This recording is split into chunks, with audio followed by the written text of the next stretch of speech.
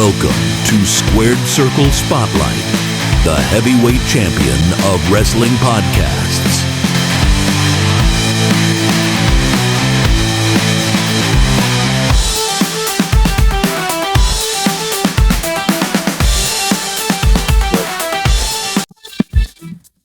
We are back. Episode 12 of Squared Circle Spotlight. We have got a fun one. It's going to start off very fun this week. Charlie's already got his invisibility glasses on, so nobody sees him. But we're going to kick this one off good. We'll talk a little bit, and then we'll get into it. But we have our stipulation to start the show tonight. So Charlie will be singing With Our Baby Tonight as a punishment from Jeremy for winning our SummerSlam picks. So nice job, Jeremy. And Charlie's got the pleasure of singing that tonight. But we've got some other stuff too. We're going to jump back into... Oh, good. No, I just getting ready. Warming the vocal cords. All right. Last week we were all about SummerSlam. So this week we'll get back into our normal topics. We will start with our semifinals of our greatest tag team of all time tournament. We've got our merch table. We're going to do a deep dive on Unreal. I know there's a lot of opinions on that, so we'll make sure we talk through that. And then we've got a positive gimmick for the week.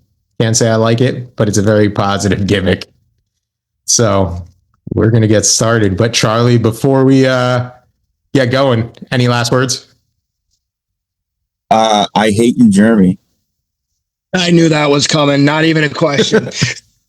All right, Joe, maybe you want to do the girl part. I'm going to slowly, hopefully no one can yes. hear this in the back. Since I lost as well, I'll give Charlie a hand here because it's hard to do both parts because they kind of overlap. So I will help with the girl parts, which I'm not looking forward to myself, but this is your punishment. So the focus is on you, my friend. All right, I need background music so that you two can't hear it, on the strike. So here we go. Shut up. All right, we're starting off. Shut up. This is bad. Okay.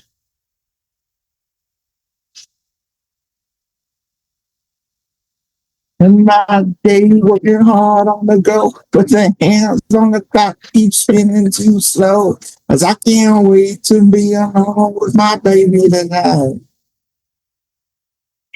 My baby's got me wrapped around a little finger, cause she knows that I would walk the heaven back to be with her. Cause I can't wait to be alone. Fuck you, Jeremy, tonight. Turn the lights down, bar the door. We'll leave all the words of the world behind. Hold me in your arms, never let me get through. I got go. a one track, fuck. And a girl like my You right? I think we missed time it. I'm at the guitar. All right, we're wrapping it up there. That's I contributed. I think where you messed up. See, the girls kind of overlap Jeff Jarrett. So when they do the go, you keep going. That's where we messed up. Wow, that's it. That you got Good. that. Good. I still got my fuck you, Jeremy tonight. Jeremy, right there. What's up, Unabomber? All right. We're going to keep it going. Hopefully Jeremy gets his sound back here. At least you got to hear Charlie sing, so that's a good part. We're going to kick it off like we normally do with a fun little question. So this week we're going to ask, who are some wrestlers that we'd be surprised you like? So don't give me like Bret Hart or Jeff Hardy, Charlie. We know you like them. Who would be somebody we'd never guess you like?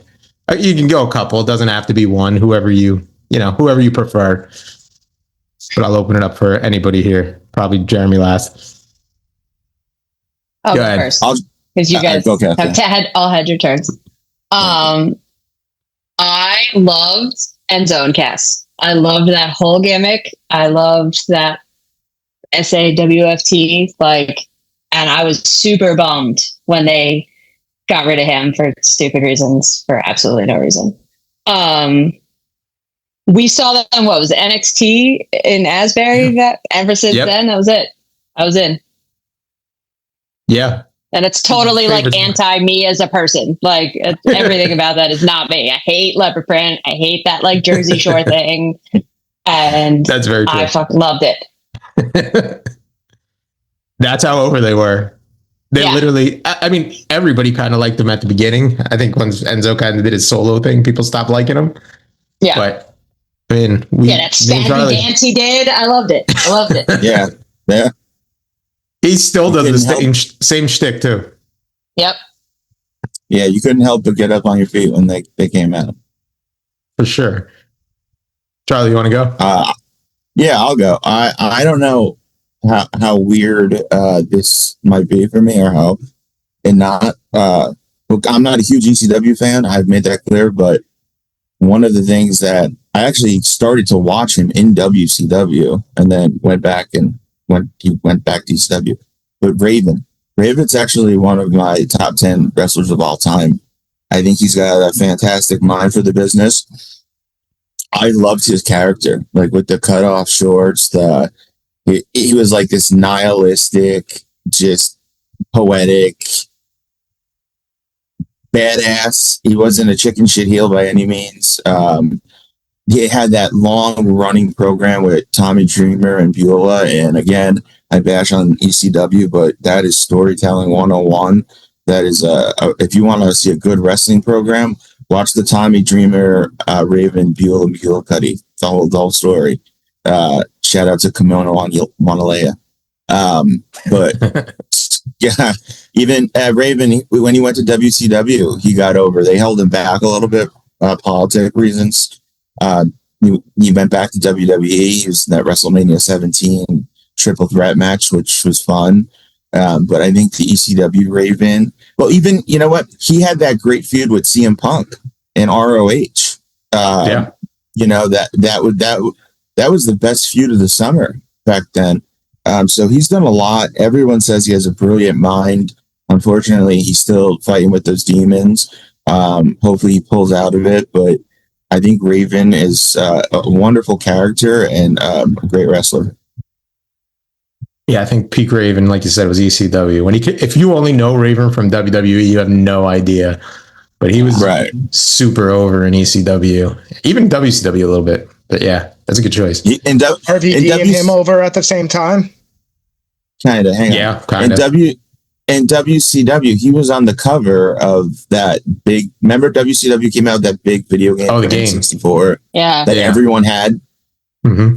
I forget what it was called, but Raven was on the cover, so like that shows you, like, he had some clout.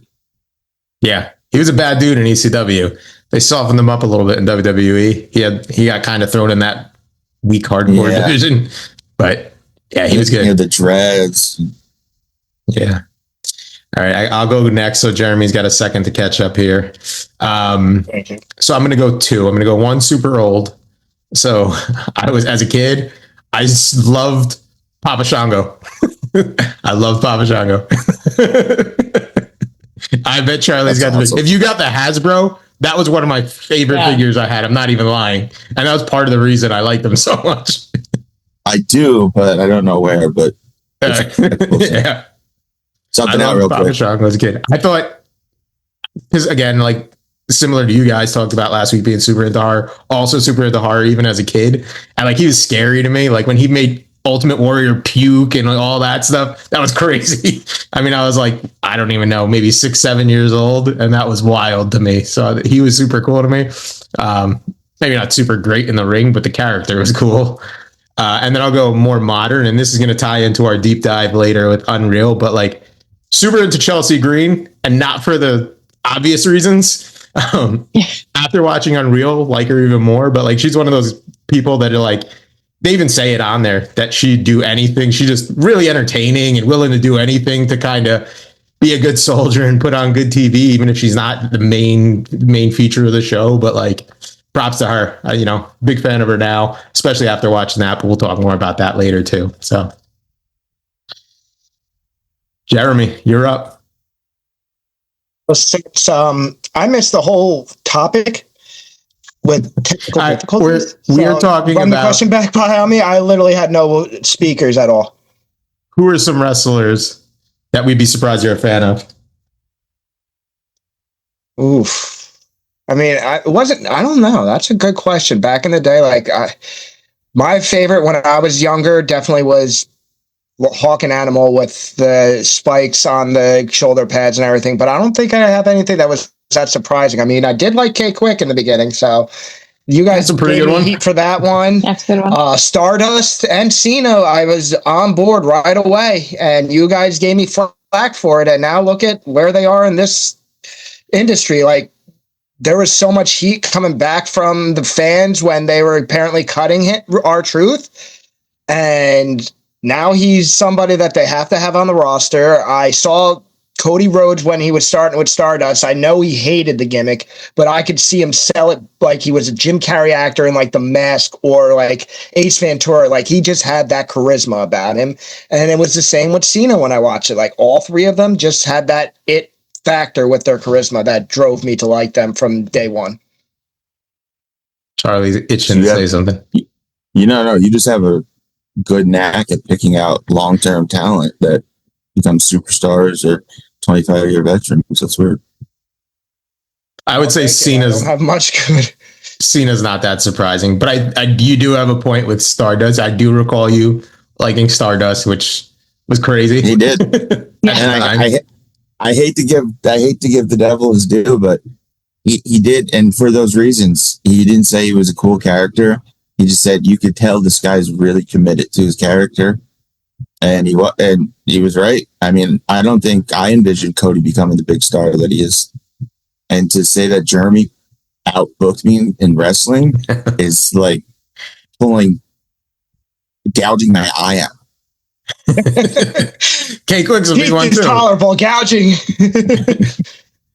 K Quick was never super over. That was another guy. So no, he super over now, at least for a little while. I don't know if right now he's still as hot as he was, but yeah, he's just the guy that the fans don't ever not want to see involved somehow, because he just has the outlandish takes that make people break character, and people love seeing that. What's your favorite K Quick match? Just real quick. Oh, dude, I couldn't remember a K Quick match if it saved my life. No. Didn't he have one with the British Bulldog? Oh, yes. Wembley, 92. You're lucky.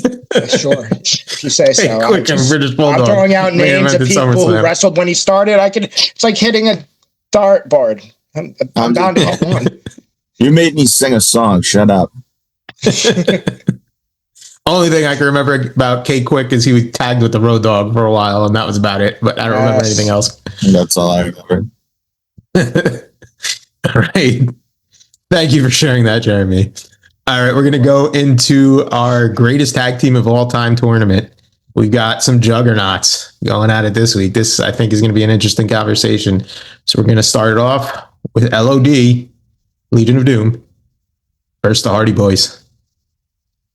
I will tag in.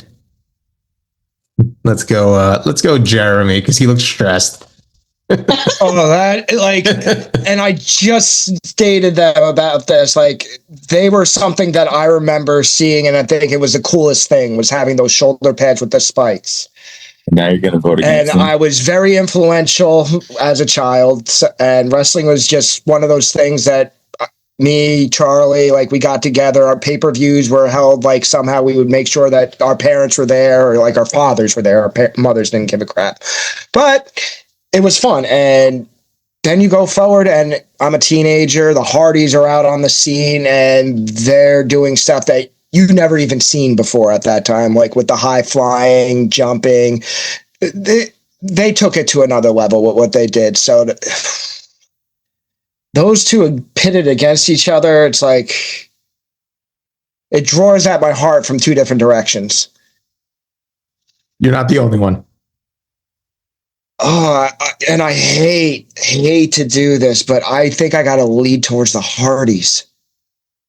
So you're gonna Just because they elevated wrestling and high flying, like, it was stuff that you just never saw or imagined at the time growing up from the 90s wrestling where, yeah, they did test the boundaries, but I don't think they thought that you could have like acrobats basically just flying around in the ring using their bodies as weapons like that. And for me, that how that changed that whole era was, I can't take away where Hawk and Animal didn't change everything. They were good tag team, but they were also good single for a while. Like they weren't iconic, but they were still good. Where the Hardys, they were more of a tag team known for me, and it's like right here. It's really hard, but I gotta go Hardys. I'll save my response for when I go, but Jeremy, who you tagging in? Happy. Well, I have to disagree with you right off the bat. I think LOD, there's the hard decision between the two is LOD changed tag teams in general. Hardy Boys changed tag teams and how they fought, like with the ladder matches and all that, making that popular. LOD and Road Warriors, whichever you want to call them, have just changed tag teams and made them more relevant than ever. I mean, they were able to make a ventriloquist doll. Was it Rico, whatever his name was? They made that like cool for a couple days. Until they brought in, what was it? LOD 2000 or something. They tried to do that. That was gone after that. That was not good. Sonny was there. But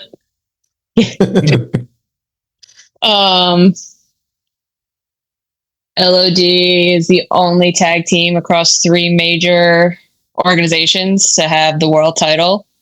But Hardy Boys has more. So it's really hard. I've really been struggling with this one since last week. Like I've just been kind of going back and watching.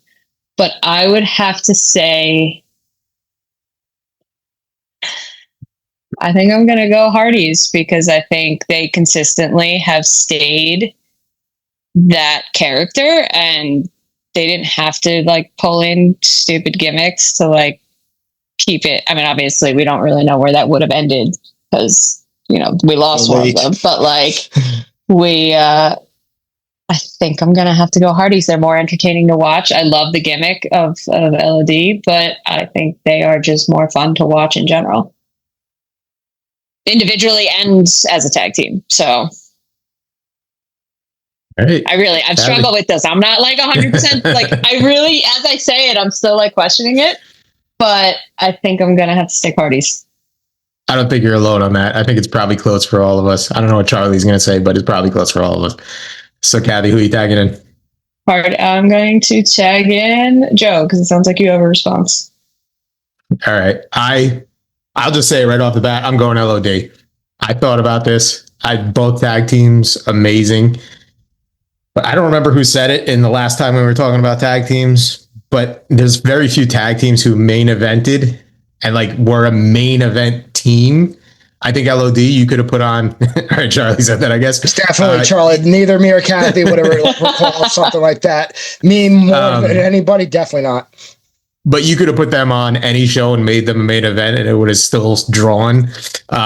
They made the tag team division what it was and what it grew to be. Like I look at it like Hardy Boys don't really exist if LOD doesn't exist. I don't think there was another team that elevated the tag team division for the rest of the teams down the road the way they did. I mean, Demolition maybe a little bit, but we have LOD beating Demolition. So I got to stick with LOD. I think, again, if I seeded this, they probably would have been top 1 or 2. So yeah, it's all LOD for me. So yeah, Charlie. I struggle because I'm normally the logistic person. It's like who's got the most, who's done the most, you know, long term. But I enjoy watching the Hardys more. For sure, I would say we enjoyed them more as we got older because we were actually able to appreciate it more than when we were kids. That could be it. Be in that our generation we saw it at different times and influenced differently. I think if you look at like pure match value, the Hardy Boys definitely win that. But there was a whole like feeling, and I think Charlie said this as well too. I don't want to give Charlie too much credit here. But there's the LOD pop, like it was created after them. It was named after them. So I think the Hardy Boys, even solos, were way better than the LOD solos. But there was just something different with them that lifted them up to kind of and lift that whole division. So that's why I got to go with them. Charlie, you're up. Are we going to tie or not?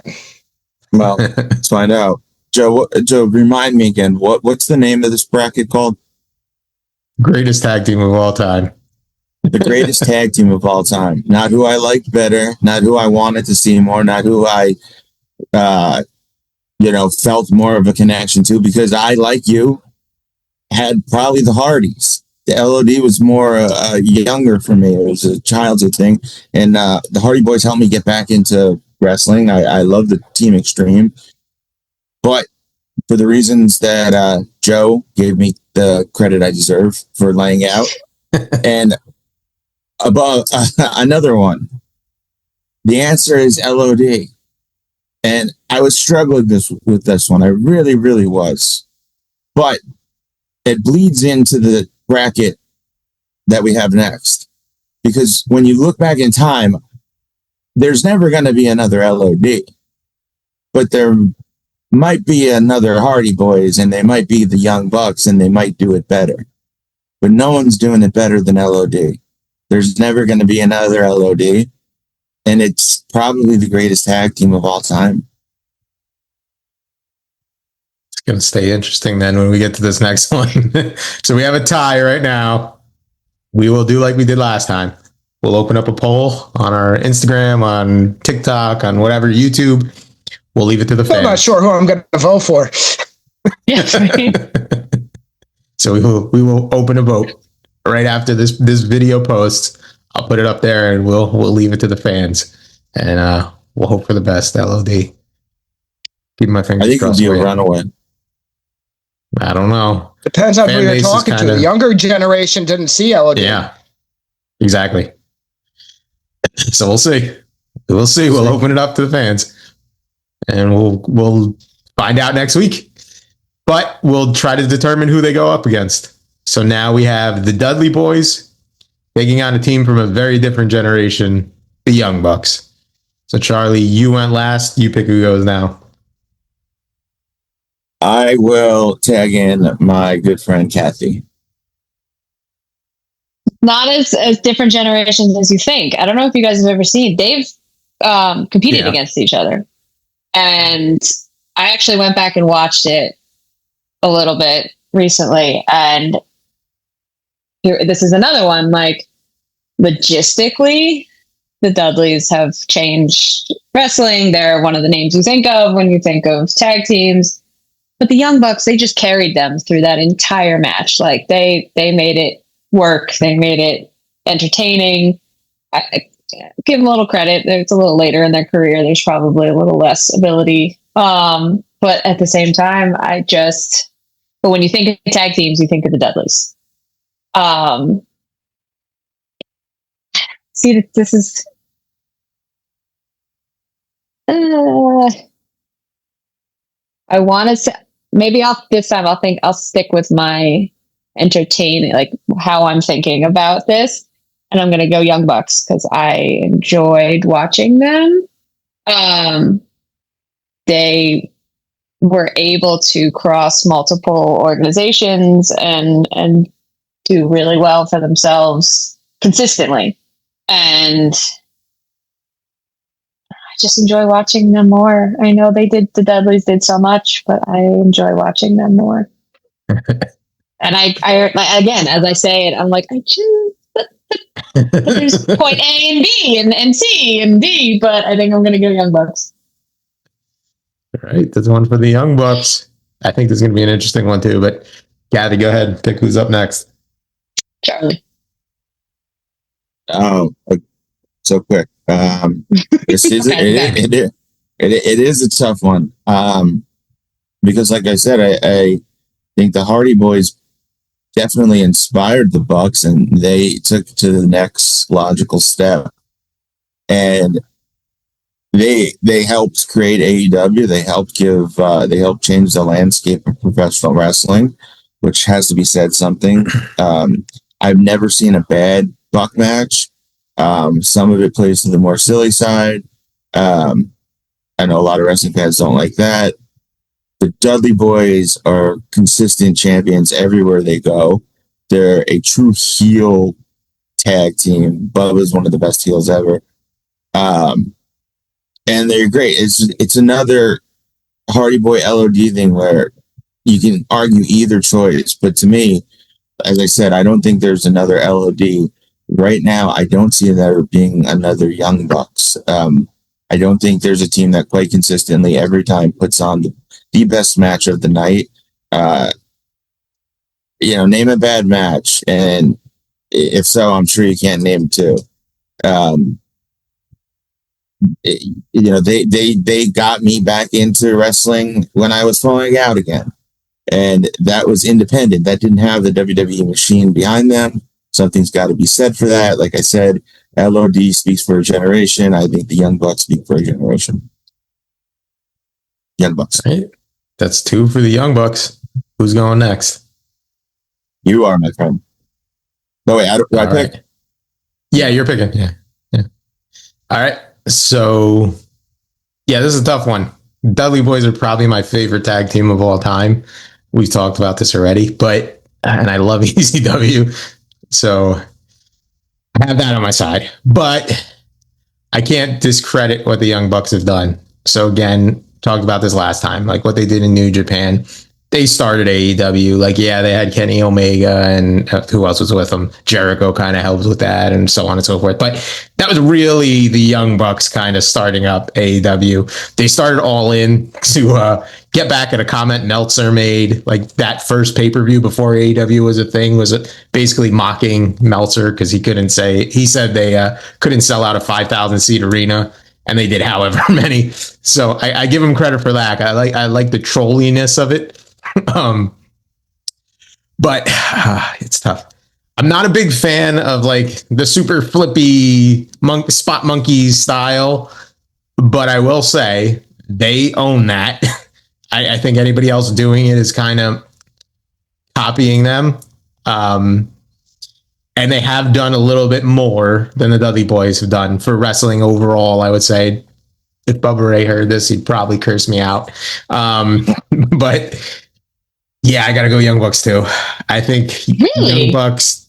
Yeah. I think they're a little more important to tag team wrestling right now, especially like we've said. There's not a lot of great tag teams left, and they're the top by far, or maybe not super far. You got a couple below them, but they're the best easily. Again, not personally my favorite tag team. Dudley Boys have that, but yeah, I got to go Young Bucks. I think they mean more to wrestling right now, especially with the tag team division. So yeah, I'm going Young Bucks. That's a surprise.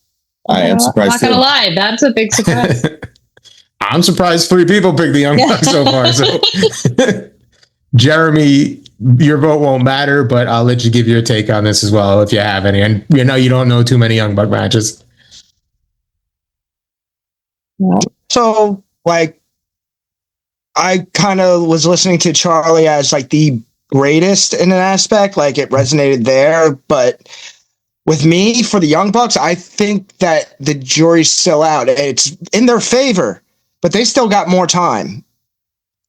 The resume stacked against them compared to the Dudleys on what they've done. Now, you bring prime Dudleys into play, not what they're right now at their age. It makes it harder, but I was Dudleys. This was easier for me because their resume is so much more stacked for the longevity of what they've done over the time and battled through some injuries, but nothing major that really knocked them off like at all. They kind of were consistent on that one, and consistency is key. As far as in that type of industry, staying healthy is one of the biggest things, especially when you got a good story going of staying relevant. And then if you get injured, you're off for a while. No, I'm being dead serious. Like that's how I'm looking at ChatGPT. They're saying the same points. Longevity. Phone. His phone is behind him. You got this screen. I'm free of everything right now. I'm genuinely speaking. I'm very, I'm articulating here, sir. Thank you. I'm not looking at ChatGPT. I'm sorry. I can't fact check Jeremy, but he does have a point. I don't remember the Dudley Boys, at least in their prime, being off TV for a long period of time. So he might have a point on that longevity piece, because I don't recall them not being on TV. That is true, Jeremy. That's how I'm basing this one, because, again, Joe said it. I don't know as much with the Young Bucks. I know who they are, but the Dudleys, what has it been, 30 some odd years now? Yeah. Yeah, what are they now? Dudley 3D Boys or Team 3D or something like that? Out of WWE, they have some other ridiculous name. I was listening to Devon on Chris Van Fleet, and they are going to have one more match. So there's that. It's not Slammiversary. TNA's bound for with glory. The Hardys, they're right? going to have one more. The Dudleys. Hardy's going to have more than one. I think they're versus. Yeah, I think they're taking on the Hardys too. Yeah, I think that's who they wanted to go out with their last match, because they trusted nobody else like that. Yeah. So if you want to see the Dudleys in action one more time, nostalgia greatness right there. I don't know how well it'll go in the ring, but we'll see. I think it still kind of go. Leave it all out there. Than Ric Flair's last match. Jesus, did anyone? Oh my god! We don't talk about travesties like that. That was all. I almost quit being a wrestling fan that day. I was generally concerned he was going to have another stroke. Yeah, it was pretty bad. And I'm not even convinced he's done. He might have another match. No, yeah, I'm sure he'll do it one more time.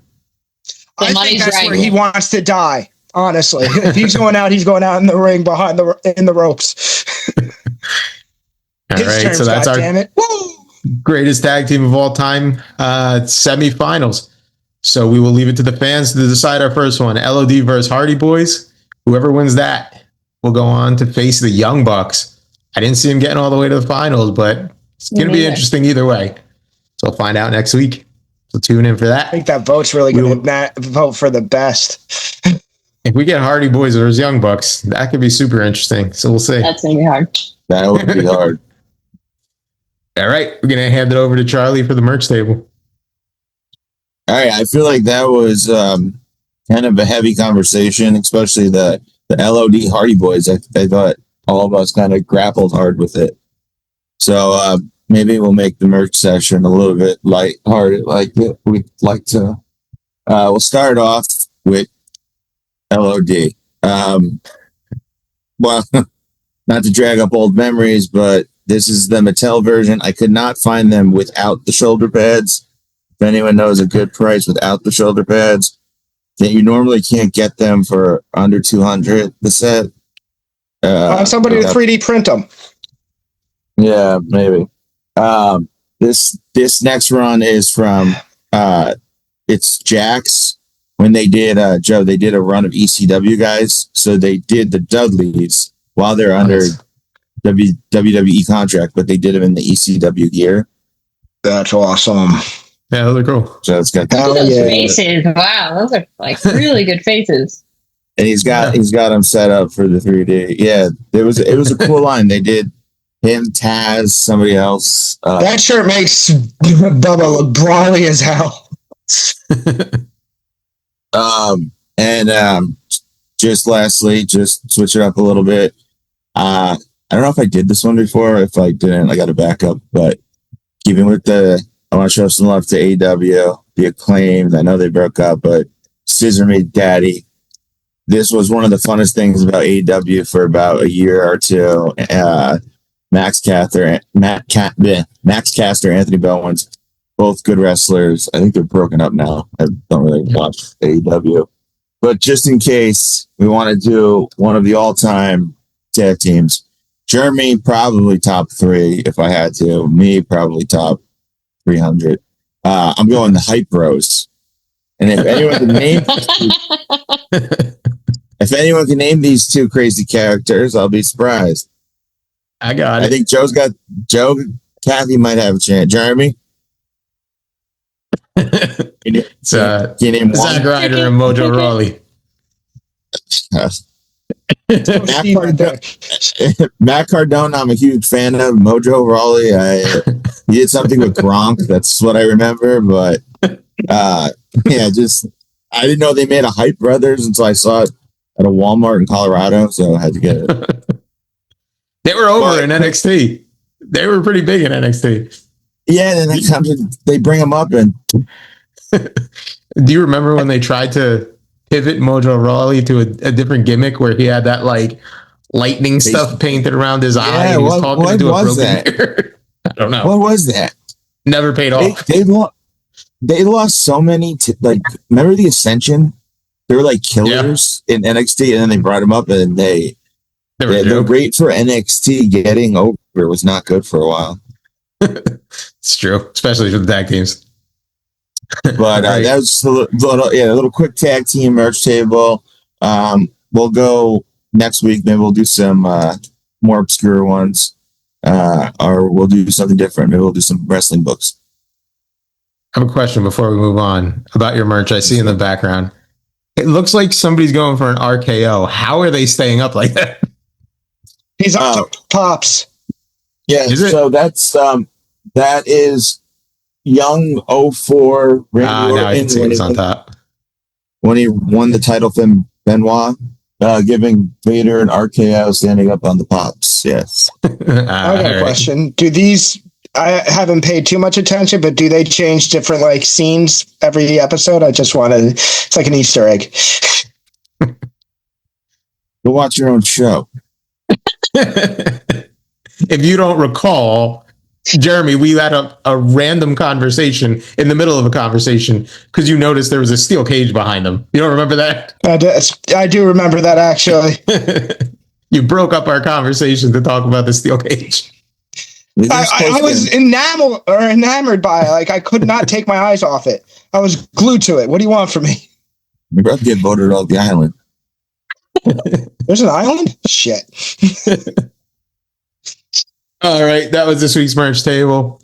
We're going to jump into our deep dive this week, and we're going to talk about Unreal.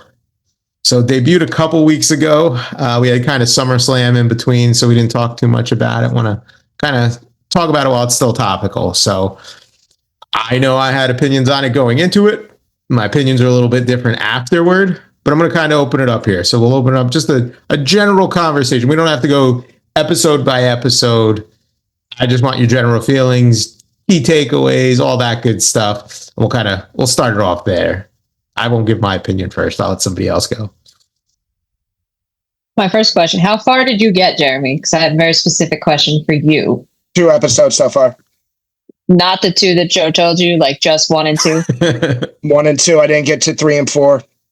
You should stop watching. You're going to be re-traumatized by like episode 4 or 5. So yeah. 4, yeah. Really, it's that rough? You personally are going to have a very hard time. Your childhood trauma is going to be reawoken. Oh, how young are we talking? We've talked about it multiple times on these episodes. Oh no. Yeah. You gotta kind of guess immediately, and I was like, I hope he gets to it so we can talk about it. But now we have to. Oh, now I really can't wait to watch after this. I'm going to have to watch those episodes to vent after. Well, he did tell you to watch that one. So, yeah, anybody else who hasn't watched, I thought it was 1 through 4, so I was going in order. But okay, let's start the conversation there. Otherwise, I was actually a big fan. I think it's wild. I always thought about this, like, how much goes into wrestling. They literally will have a conversation like 10 minutes before they got to go out there, and they're like, all right, do this, and this. And they'll do it in order. Like, that's amazing. I've already lost. They said the second move, and I'm like, I'm out. I can't keep track of that. But I guess from their perspective, like, obviously I know the titles come in on these pay-per-views for WrestleMania. I understand, like Royal Rumble, for instance. I never understood like how important it is for the rest of the season to WrestleMania. Like, to me, and I'm sure to most people, it's just like, oh, what cool person's coming back? Who's going to be in the Rumble?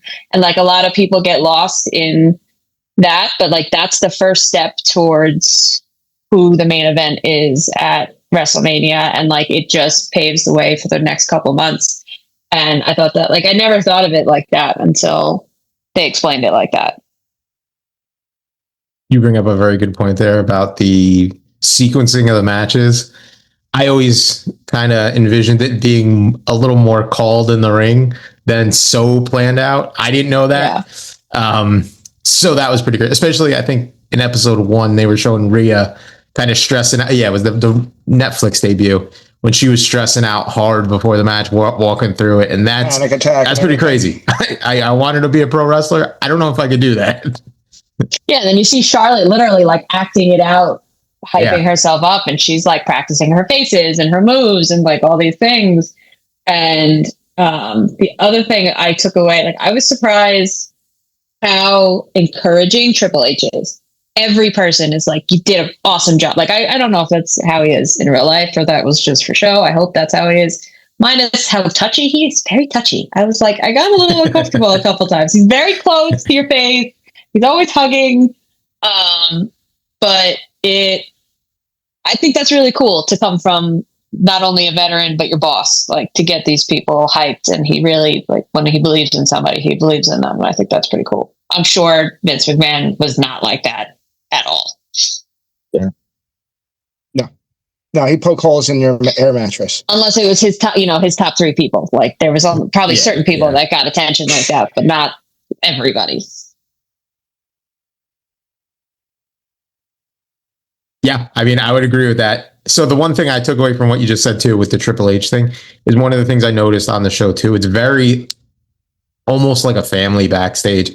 They travel 300 days a year, 300 plus, and they're all super close. Like you can see the sport, like Damian Priest was supporting Rhea before her match, and Triple H is hugging everybody, and even Cody Rhodes, like they call him QB1 now, like that's his little nickname, and you see that.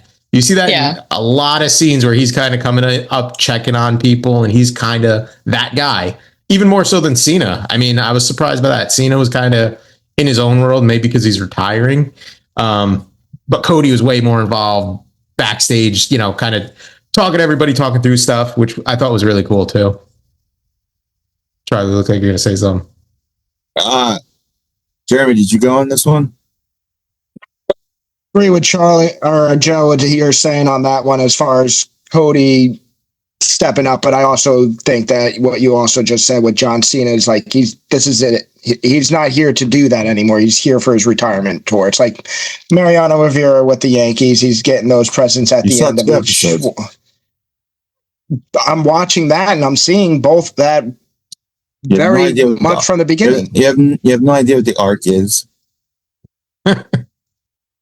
I'm just talking about what I watched in the first 2 episodes, so clearly I don't know what the arc is. No. I'm just busting your balls. Listen, guys, you're forgetting something. This is not hard-hitting documentary. This is a Netflix-produced fluff piece to make WWE look good, to make Triple H come off as the sympathetic heel. Meltzer not the heel, I'm sorry, the babyface that loves everybody and good job and team sport, but they don't show all the cuts that are happened. Meltzer called crap on a lot of stuff that he saw in it and said that was just solely put in for it. I do think it's cool to see some things behind the scenes. I know, like for a fact, Michael Hayes works with a lot of the main eventers planning out the match, and when he said boom, that's called effing got him. That was cool, but don't be so easily swayed by what you see. It is a WWF product. It's made to make certain people look a certain way, and they're trying to advance their storylines and what they want to do. I agree. That's what I said. I was like, if it's true, that would be really cool if that's who he is as a boss. Well, I don't wholeheartedly disagree, but I do disagree. And here's why. When Triple H ran NXT, you heard very similar stories, and there were no documentaries on that. The way the NXT culture, from what they say, the locker room all really collaborated. Everybody's kind of cool with each other. And NXT was at its peak. That black and gold era was kind of peak NXT. That was kind of like to me, I was watching more NXT at the time than the main roster. So I don't know that that's completely true, but I do agree. Obviously, you're making a documentary about your own product, so you do want it to look a certain way. So I'll agree some part. The other part, it is interesting that you say that, because I was thinking too, and this is like maybe WWE conspiracy theories. What if we're being worked? What if this was all a big work? This is new kayfabe. All this, like, so I'm going to go into the episode about the heel turn where they're talking about how John Cena turned, and it was really Triple H. Was it Bruce Pritchard and Ed Koski's idea? They talked about it, but originally the kind of stories coming out was this was The Rock's idea, and The Rock wanted John Cena. What if it was just they knew the cameras were filming the whole time? Yep. What if this is a work? Talking like out there's those loud. theories about like the Montreal screw job was a work. What if it is? Yeah. How do we know? For a fact, I got to go on record and say, I don't think Screwdriver would work. Sorry, what was that? I didn't hear you. I said, I just have to go on fact. I do not think the screwdriver was work, but I have heard. Yeah. But there's people that think that. Right. No, right. And I wonder how true the backstage struggle that you hear with Triple H and The Rock is. I wonder if that's, you know, and it's, I think we commented on last week, bravo for WWE for making us guess again, right? Because what I'm saying sounds totally realistic, and what Joe's saying could sound totally, you know, we don't know. It could be a work, or it could be truth, but it's got us watching, and I think that's good. So, Jeremy, you're going to get 1 second before you go. Only reason I say this too is because the Seth Rollins cash-in where they faked that injury, that looked legitimate. Yeah. It was essentially a work. How do we know this isn't too? Yeah. I got one thing, and it's been an old saying for them, especially it says it, any press is good press. Any type of conflict, or good or bad, or if it's a work or not, is good press for them because you're questioning everything. They've had some really bad press lately, so I wouldn't 100% say that. But I get what you're trying to say. Grant. I'm talking about stuff like, oh, these two are fighting. They still have them come back all the time. Like Brock and Triple H, like you said, feuding. Is that like really a work? Yeah. It could very well be. And guess what? Social media made it so easy to sell it, and you know people know that. Well, and that's like when Tiffany Stratton, I always want to say Trish Stratus every time I say her name, and Charlotte, and she makes that comment about the marriages and like all that stuff, and everybody in the back was like, was that scripted? Was that supposed to be said? Right. And they were like, no, you guys need to apologize. Like, they're parents. Like, you need to go apologize to your sister for being a dick. Like, I thought that was kind of cool that like when people do cross the line and go off script, like they have to figure it out, because they then obviously have storylines together that have to come together. And if you don't want to work with that person, that's a problem. So I thought that was kind of cool. Like, I wonder with the Becky Lynch, Nikki Bella thing, like, was that scripted? Because if not, I thought it was funny either way. Yeah.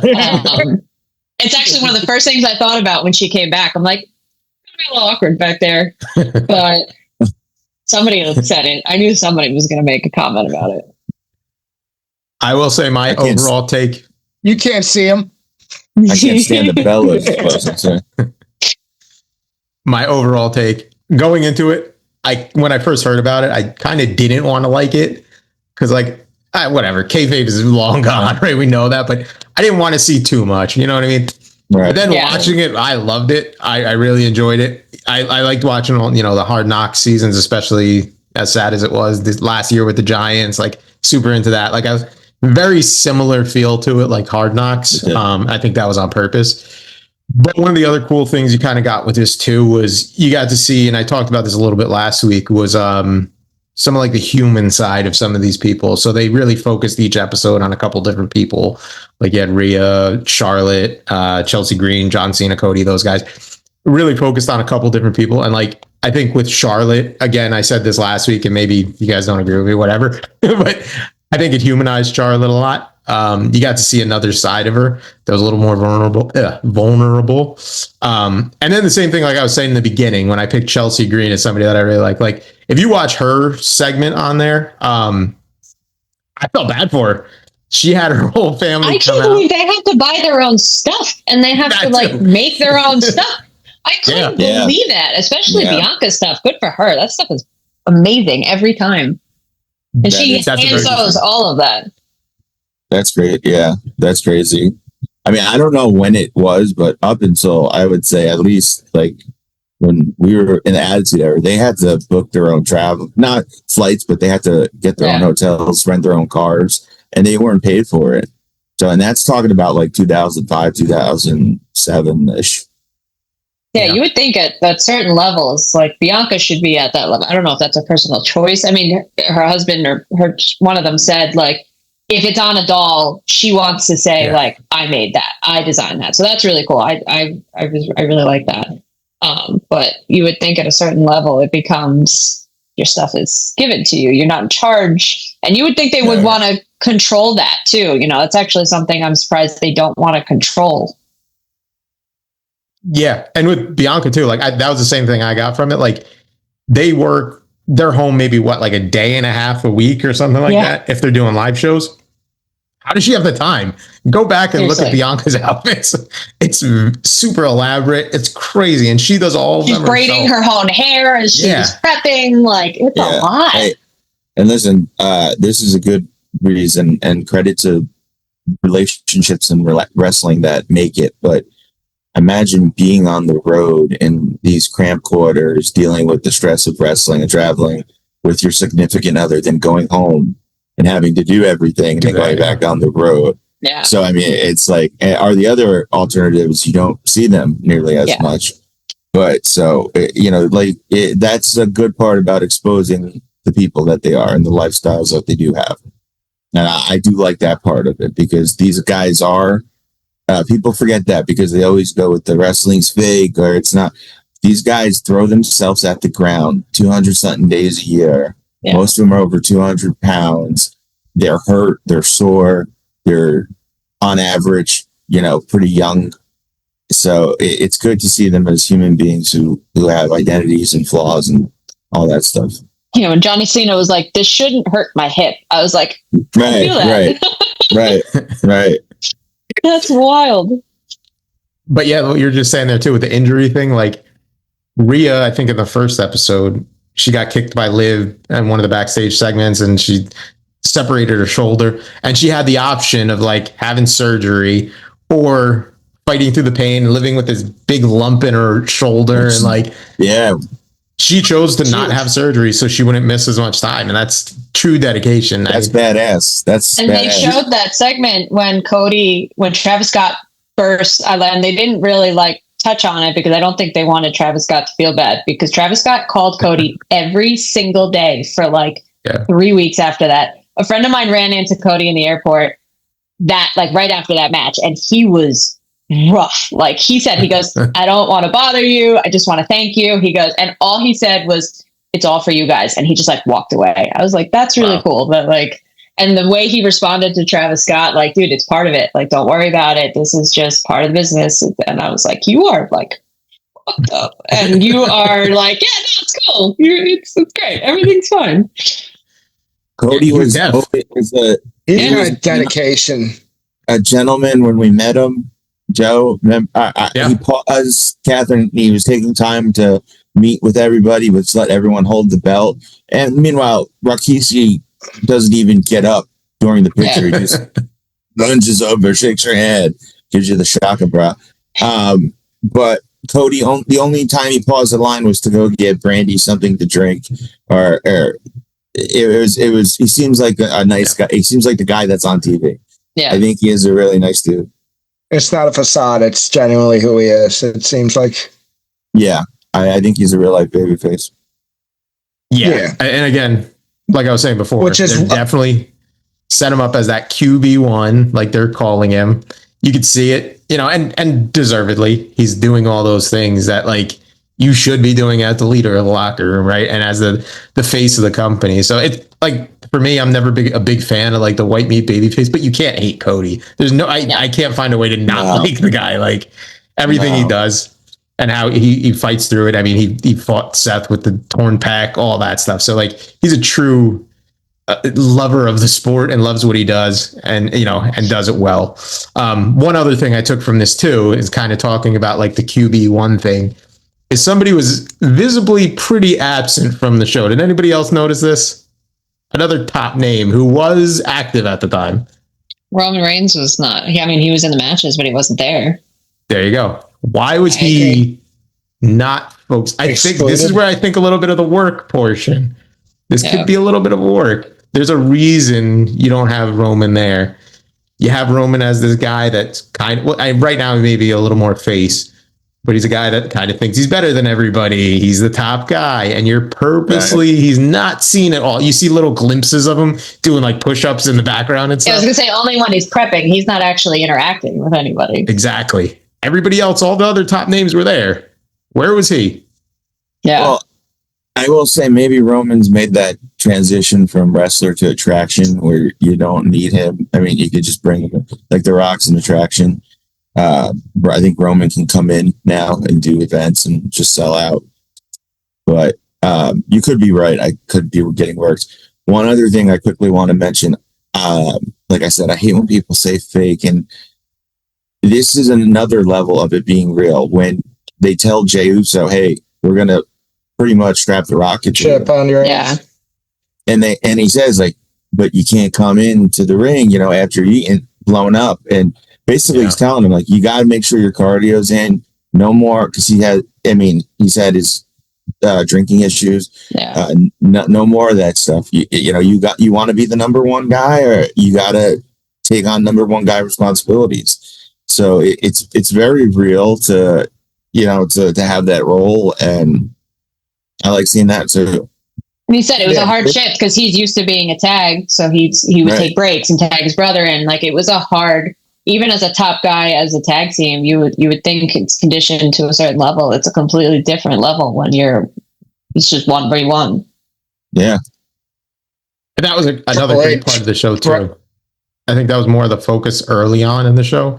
Yeah. But like that story of Jay kind of coming up, and then kind of how they were almost ready to pull the plug on him, which, I didn't think. This goes back to what Kathy said, is how they're ready to like pivot and stuff, quickly. They were ready to pivot away from Jay. It wasn't even originally supposed to be him. And then they put him in there. I think everybody had Punk, and then who was it? Michael P.S. Hayes said Jey Uso to win the Rumble. So yeah, I mean, it's cool to see that too, of how like they are a little more, I think right now, a little more tuned into what the fans want than maybe we've seen more recently in the past. And that's what John Cena said that. John Cena said that. He goes, my best tool is my ears. And he would make decisions that, like, they would go in with a plan, and him and Cody would make some last second decisions based on who was getting what response. And he said, it's crazy to say, like, hearing both of their names get chanted in a negative way is a good thing. And that was what they were going for. And I thought it was really cool how they take, and again, this is, I think, just a different generation now of leadership. They took John Cena's real life into play. Like, they didn't want to make him a heel because of the fear of his Make-A-Wish stuff and all the charity stuff that he does. And I didn't even click 2 and 2 that would have anything to do with the other. But all those kids crying, like, those are genuine tears of like, he can't be the bad guy. He's always the good guy. And I didn't even take that like Make-A-Wish thing into consideration. Yeah. I mean, spot on. But I did like what Triple H said to Jey Uso as far as, like, we're going to put a rocket ship on your ass. And he's basically, you either all in and we can't do this at all. You like, we're going to rely on you, and we can't see you fall off or this story goes to shit. Yeah, and that's what we talked about too. Like we talked about in the past, like, yeah, the champ is determined beforehand who's going to have the title, but that doesn't mean there's not the stress of being that number one, that top guy. And that's a perfect example of it. Like, if you want to be that top guy, you got to show it, and you got to do the things the top guy does. And that's a great example of kind of what they did there. Yeah.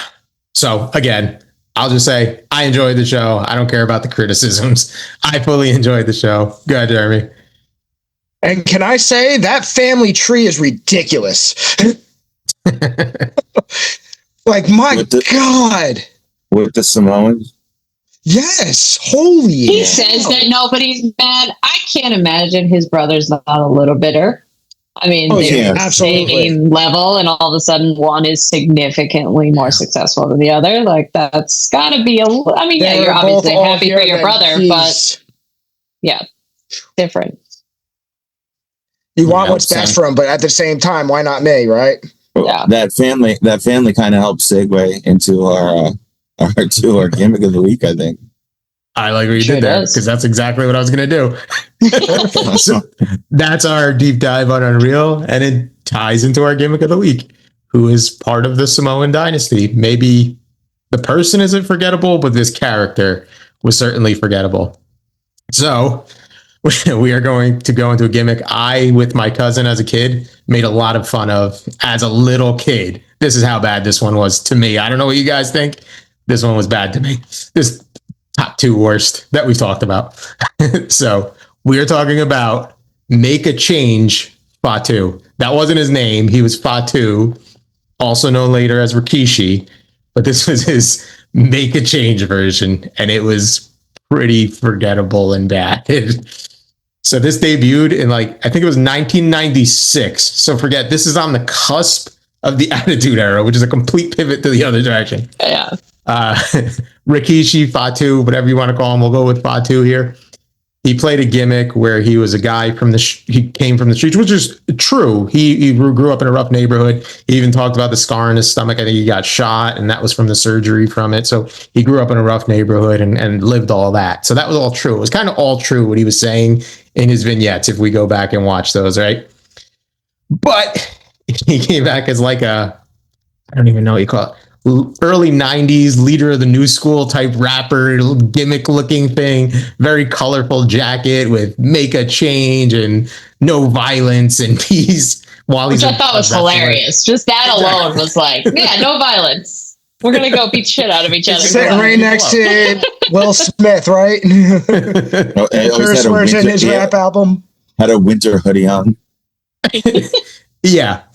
So if you watch the vignettes, he's back in his hometown. I forget, it was somewhere in, I think, North California.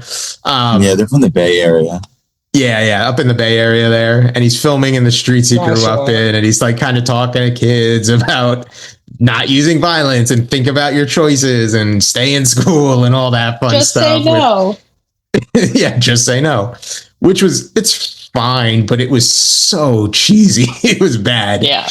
And then he kind of got to the ring, and he's always been a pretty good wrestler. So his ring stuff, we won't talk too much about that. I didn't realize he used an RKO cutter thing as his finisher then, which was cool. Didn't even realize that. But his only kind of storyline where there were these 2 Samoan gangsters who would appear in the crowd and kind of try to get him to come back to the gangster life. And one of those was Umaga, which was, I didn't realize until watching the vignettes again, or the videos again. But yeah, that was his biggest storyline, is just kind of that. And it went nowhere. One week they just went nowhere, yeah. Yeah. And that whole thing just disappeared after that. Disappeared. The 2 of them, though, the 2 Samoan gangsters, just a side fact. I saw kind of a video that led into it after I watched that. They debuted in ECW. They wrestled in ECW for a little bit as Samoan gangsters. So that's where they went. And Fatu went to the wayside. But yeah, super cheesy. I talked a lot on this. I want to hear what you guys think. Go ahead. Tag me in. Okay. Let me start off by giving them some credit. Yeah, Rikishi and some of them did grow up in the streets and had hard lives. Okay, that's where the credits ends. Jeremy talks about that Samoan dynasty, that family. Okay. In 1992, they took someone out of that family. They made him Japanese. They made him the world champion, and I believed it. I was 6 years old.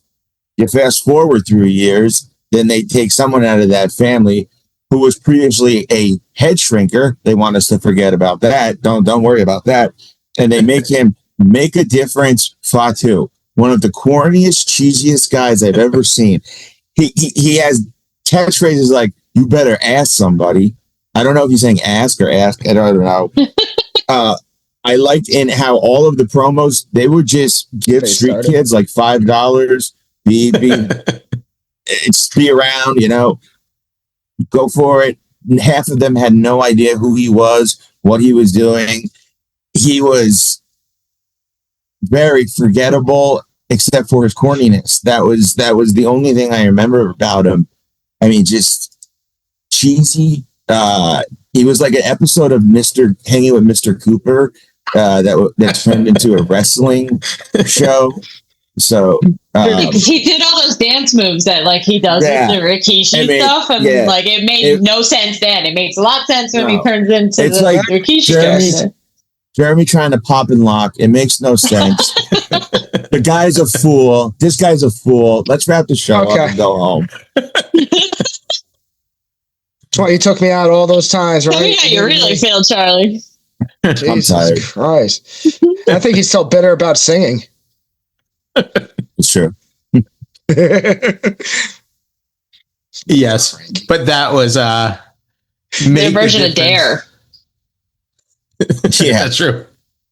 And this goes into an example. We're talking about Cody too. Is like why it's so hard to be a white meat baby face, because you can be this, make a change, and everybody's gonna hate you. You have a positive message, but everybody hates you because how corny it is. So it was so bad. No message you say I care about. So yeah, he only lasted about a year tops. And then he disappeared with the Samoan Gangsters to never be seen again until he came back as the Sultan, which is another gimmick maybe we'll cover sometime. Yeah. And then he went away, and then he came back and he hiked a pair of tights up his ass and wore a thong and stuck it in Guy's face. Remember the stinky face? And that's pretty much what he's most famous for. And that's even funnier that like that is more okay. Literally, the stink face is more okay than make a difference. That's like a lot about our world here. Me and Jeremy would high We five. are in charge. He's gonna rub his ass in the other guy's face. And I will say one last note on this is Rikishi's been hypercritical of WWE and like what they've done with, if you've seen any of his stuff talking about like how they haven't pushed Jay or they haven't pushed Jimmy. Bro, this was your biggest thing. You were make a change, Fatu, and you wore a thong to the ring. So relax. I think your kids are doing a little bit better than you did. Yeah, seriously. Yeah, seriously. Back of the line, Rikishi. Back of the line, Rikishi. It's not a hard knock life for you. All right, kids, make a change. Don't choose violence. Yeah. No, it's not drugs, kids. That was our gimmick of the week, and that was our episode for the week. So please let us know what you guys think. Give us some comments. Let us know what you thought of Unreal. Make sure you vote on our semifinals here for our tag tournament to see who makes it to the finals against the Young Bucks next week. We will reveal that all next week. And then make sure you like, subscribe on YouTube, follow us on Instagram and TikTok. We got them all going, clips going up all week. New episodes usually dropping on Tuesdays, so make sure you tune in for that, with other short form videos coming out too. So make sure you check all that stuff. So before I wrap, I will hand it over to Charlie here. Thank you so much. Everyone, thanks for joining us. Make sure you send in your questions, hit the like and subscribe, like Joe said, and join us next week for another episode of Squared Circle Spotlight, where merch is mandatory, gimmicks are golden, and behind every pop, we got ourselves a story. See you guys later.